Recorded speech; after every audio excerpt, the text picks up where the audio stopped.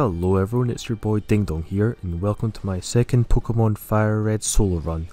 Last time I used Bulbasaur, this time it will be Charmander, arguably the most popular starter ever. The Bulbasaur run was easy enough with only a few minor challenges. Let's see if this run will be easier or harder. I'll be using the same rules as last run, only Charmander will be allowed, it will never be allowed to evolve, items in battle will not be allowed, and HM slaves will be allowed. With that established, let's jump in and start the run. The first thing I do is I go straight to Cerebi.com to take a look at Charmander, see if I can find out any useful strategies I can use for the rest of the run. Base stat wise, Charmander is not as bulky as Bulbasaur, but it does have slightly more physical attack and significantly more speed, while having slightly less special attack. That being said, Charmander does have good attacking options for both sides of the attacking spectrum. It has physical moves such as Iron Tail for rock types, Mega Kick which is even stronger than Return, while learning strong fire moves such as Fire Blast, even Sunny D to boost it in addition to its Blaze ability to make it even stronger. Or you can even give it Dragon Claw to deal with dragon types. It even gets spicy moves such as Seismic Toss, which is strong in a solo run as it will always deal 100 damage at max level, regardless of Intimidate or any stat changes. Double Team is also a useful option if you're feeling lucky and you want to abuse some hacks. A nature that boosts Charmander's special attack will be useful, as Fire Blast is by far its strongest move. It will outspeed everything at level 90 or so and above, so you don't have to worry about speed nature and IVs and EVs. Its physical attack EVs can be useful in some cases, such as water types where you want to use Mega Kick, where Fire Blast isn't as useful. Like with last run, I kept resetting the game until I got a Charmander with good IVs and natures. Eventually I settled on a Naughty nature to boost its physical attack at the cost of special defense. Since it also seemed to have good IVs, I thought I might as well choose this one. In hindsight, a special attack boosting nature would have been better, but in the end it didn't matter too much. So now we have our starter chosen, let's have our first battle against our rival. Green Squirtle put up a fight but wasn't too hard to deal with. With a few scratches it goes down, so now we will grind to prepare for the rematch. After some grinding, my Charmander is now level 13 and has Metal Claw, which I will need for Brock, and you can occasionally get some attack boost with it if you're feeling lucky. So now I'm confident enough to take out Green again, and it was easy enough. Both his Pokemon go down, not too much trouble, and we proceed straight to Brock's gym. We do a little bit of grinding in Viridian Forest to prepare for the imminent Rock type threat. The trainers in Viridian Forest gives a much needed XP, which we will need for the first gym battle. They post absolutely no challenge as they're all bug types, so after that Charmander goes straight to Brock's gym. I clear out Brock's gym, but oh boy did I luck out in that battle. Metal Claw does only 50% to Geodude, and I get hit with a critical rock type move. The real challenge is Onix, who has a huge defense stat. Seriously, this battle is some of the craziest hacks in my favour I've ever seen. And it was on my first attempt, so I didn't even lose. Metal Claw does around only 30% to his Onix, which is not a lot for a super effective move. However, I do get an attack boost on my first Metal Claw, and his Onix misses 2 Rock Tombs in a row, where one would have definitely finished me off. Damn.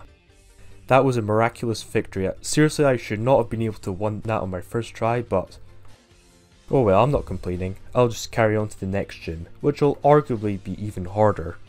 So I pass through Mount Moon, get the Helix fossil. Yeah, who remembers that Lord Helix joke from years ago? Neither do I. Anyway, we get to Cerulean City, where I find the move tutor for Mega Kick, which I learn straight away, as it deals a whopping 120 base power early game, though it can miss. It's 20% stronger than Return and a whopping 3 times stronger than Scratch, so definitely pick it up. Mega Punch sucks however. Now we have some serious physical attack power, especially with our attack boosting nature. I still don't feel confident going to the water gym yet, so instead I go to Bill's house to gain a few levels first. But first, we face off against our rival again.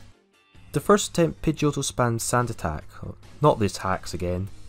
One Mega Kick does land and leaves it with literally 1 HP. After missing repeatedly, his Rattata does finish me off with a Quick Attack, which is quite unfortunate. Next time, I'm not so unlucky, I take out his Pidgeotto without missing. Then I finish off the rest of his team, though I do get close to losing. After that, I make it to Bill's house and learn Flamethrower, which is Charmander's strongest move yet. It deals a whopping 95 base power with a stab boost, so it'll be Charmander's strongest move. With this newfound power, I'll go to Misty's gym.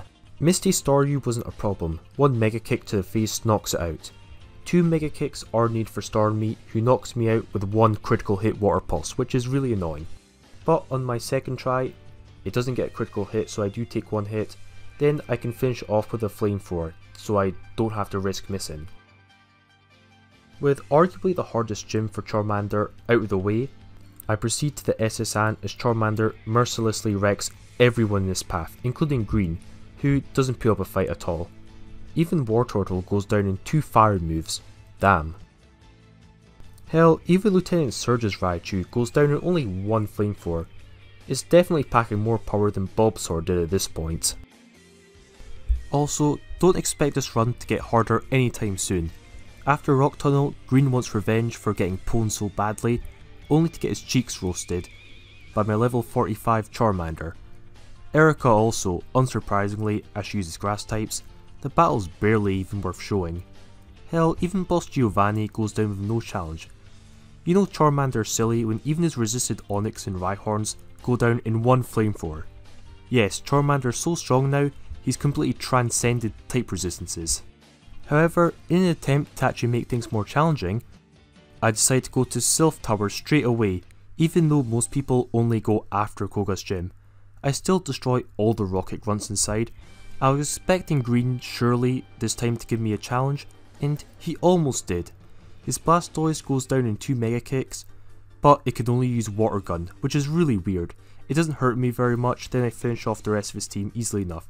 It's really weird how Blastoise is level 40 and it still only uses Water Gun. If it had Surf, it would be a completely different story. Surprisingly enough, I actually do lose to Giovanni once, after getting my speed lowered by Rhyhorn, who can actually survive a single hit. Kangaskhan does deal some damage, while Nidoqueen finishes me off with a critical body slam. There was some hacks involved. Next time, I don't get critted and I roast his team. With that done, I now proceed to face Sabrina. I'll beat Koga afterwards, just because. I battle Sabrina and what do you know, her entire team goes down in 1 hit. And I'm only level 62, where in my last run at this point Bulbasaur was level 69. The power. Before going to Cinnabar Island, I finish off Koga without taking a single point of damage. Man, talk about being over leveled. But it's pretty cool how this game is not as linear as the other games. You can go to some higher level areas earlier than you're supposed to, which is quite nice. Next, we go to the penultimate gym at Cinnabar Island to get a 7th gym badge, after clearing out the Pokemansion. Another easy gym, and funnily enough, even his Arcanine goes down in 2 Flamethrowers. After this battle, I get access to TM Fire Blast, which is significantly stronger than Flamethrower, which I will use later as I don't need Smokescreen like at all now. I also picked up a Charcoal to boost my fire moves even more. Lastly, we pull up on Giovanni one more time and take the final gym badge without so much as a scratch, then we chase him out of his gym. Now it's time for the Pokemon League, but before that, Green pulls up on us for a rematch.